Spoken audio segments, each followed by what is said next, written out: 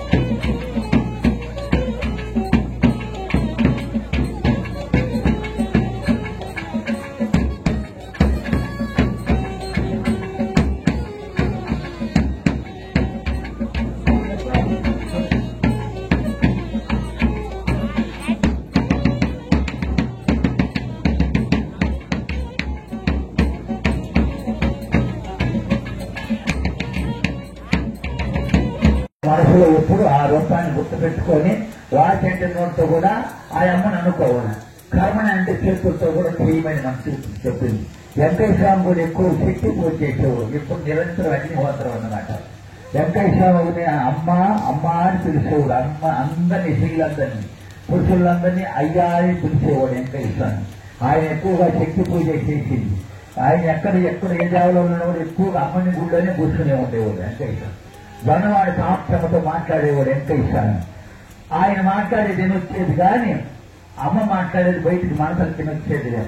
తర్వాత నెల్లూరులో రంగనాథ స్వామి గుళ్ళో కూర్చుంది. రే రంగనాయక చెప్పినట్టు చేయకుండా గుడ్లు వచ్చేస్తారని కాకేసింది వెంకయ్య స్వామి. శరీరవుతుందంట. వెంకయ్య స్వామిని అడిగింది, మంత్రం చెప్పమని అడిగింది వెంకయ్య స్వామిని.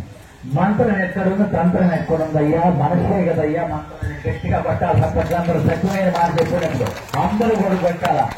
మా కోసం హోమం చేస్తున్నాం, పూజల కోసం హోమం చేస్తున్నాం. ఊరు దేశము రాజ్యము సర్వేకైనా సుఖినో భవంతు, ప్రపంచమంతా బాగుండాలని కోరుకొని చేసేది అన్నమాట ఇది.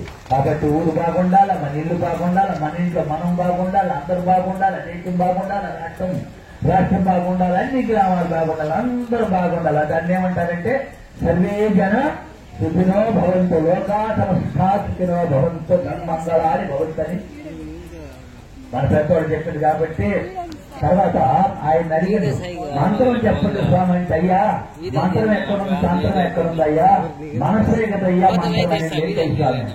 మనసు లేని మంత్రాలేం పనిచేయవు.